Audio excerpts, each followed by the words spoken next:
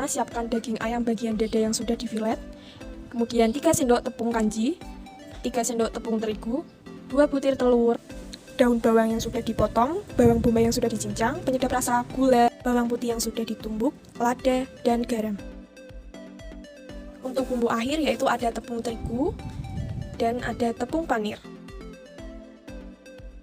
Masukkan daging dan telur ke dalam wadah blender, kemudian blender hingga benar-benar halus. Setelah daging selesai di blender, masukkan daging yang sudah halus tadi ke dalam wadah atau baskom.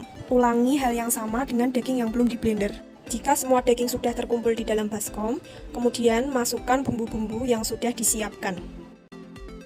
Aduk hingga bumbu dan daging tercampur rata. Kemudian masukkan tepung kanji ke dalam baskom dan tepung terigu, aduk hingga tercampur dengan sempurna. Setelah selesai diaduk, maka akan menjadi adonan seperti pada video tersebut. Lalu, tahap selanjutnya, masukkan adonan ke dalam loyang yang sudah diberi tepung sebelumnya, agar tidak lengket. Nyalakan kompor dan masukkan loyang berisi daging atau adonan ke dalam kukusan. Setelah matang, maka saya angkat dan saya diamkan agar dingin untuk kemudian diolah menjadi nugget. Setelah didiamkan beberapa menit atau beberapa saat, maka tekstur akan memadat. Lalu saya balikan loyangnya dan saya potong menjadi 2 bagian. Lalu potong sesuai keinginan. Di sini saya bentuk menjadi persegi 4. Tahap selanjutnya, beri tepung terigu dengan air, lalu aduk hingga encer. Setelah mengencer, masukkan potongan yang sudah kita buat tadi ke dalam tepung panir. Lakukan secara berulang hingga adonan terlumuri panir.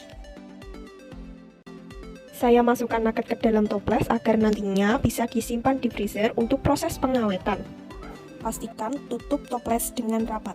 Setelah itu, saya masukkan nugget ke dalam freezer. Hal ini dinamakan dengan proses pengawetan. Mengapa demikian? Karena nugget yang disimpan di freezer akan tahan lama sekitar 1-2 hari. Dan sebagian nugget saya goreng.